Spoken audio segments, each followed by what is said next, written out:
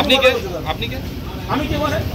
আমি রিপোর্টারটাকে বলছি না, উনি যেটা লাইভ বলছেন সেটাকে বলছি। এইসব আপনিও ভাটকে মাঝখান দিয়ে আমি দিতে যাচ্ছি, আমি একজন আম জনতা, আমি যেটা দেখছি সেটা বলবো না। আমি একটা আম জনতা যেটা দেখছি সেটা বলবো না, যেটা স্বচক্ষে যেটা মিথ্যে বাইট হচ্ছে সেটা বলবো না। আপনি আমার সঙ্গে কি সম্পর্ক দেখলেন তার? সাধারণ একজন ভোটার। আপনি সম্পর্ক দেখলেন কি মিলে যাচ্ছে, কিসে মিলে যাচ্ছে? বুঝতে পারছেন, আমি সাধারণ একটা ভোটার। আপনি যখন মিলে যাচ্ছে দেখলেন আমার সঙ্গে, হ্যাঁ তো দেখা যাচ্ছে, দেখা যাচ্ছে, আমার কাছে দেখা যাচ্ছে। এদিকে কথা শুনুন। হ্যাঁ বলুন দাদা। বলায় বিশ্বজিৎ দাসকে নিয়ে বিশ্বজিৎ দাসের লোগো লাগিয়ে ভোট দেওয়া হচ্ছে, যারা রাজনৈতিকের সঙ্গে যুক্ত আছে তাদের সঙ্গে কথা বলবেন না তাহলে তাহলে সেটা আপনি আপত্তি জানাননি কেন দাদা? হ্যাঁ বলুন। সেটা আপনি আপত্তি জানাননি কেন? গলায় বিশ্বজিৎ দাসের কার্ড ঝুলিয়ে ভোট দিতে এসেছেন, সেটা তো আপনারা আসলেন বলে এটাকে শো হলো না, তার আগে তো দেখিনি। ছিলেন বলেই তো আমি এখন ভোট দিতে আসলাম, আমি এই মাত্র ভোট দিতে আসলাম, এই মাত্র ভোট দিতে আসলাম। এত কথা কেন? আপনি ভোটার ভোট দেবেন সবার মনে হচ্ছে।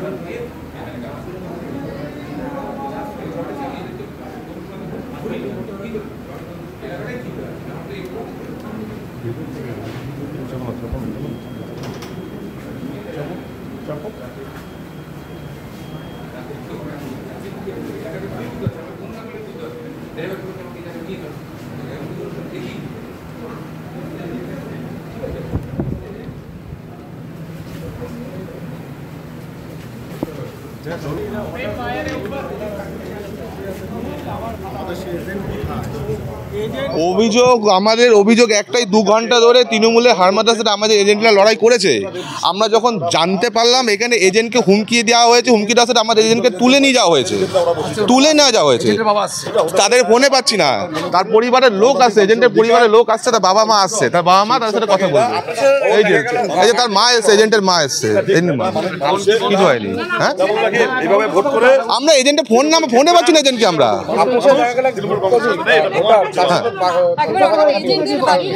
আপনারা নিজে দেখলেন তো বুকের মধ্যে বিশ্বজিৎ দাস লেখা এরকম ভাবে হতে পারে না। বিশ্বজিৎ দাস বুকে লেখা একটা ভোট প্রকালে হতে পারে না। এটাই হলো তৃণমূল যেই পর্যায়ে নিয়ে গেছে, এটা সম্ভব না এটা করা। আমার নাম বিশ্বরূপ ঘোষ, এটা গেল কাস্তাপাড়া গ্রাম পঞ্চায়েত, সৈয়দপল্লী। হ্যাঁ 132-33 নম্বর। আপনি তো ফোন করলেন? আমি ফোন করিনি, ফোন করিয়েছি। আসতে ভয় পাচ্ছে, তাকে তুলে আনতে হবে এখানে, না হলে তো সে আসতে পারছে না।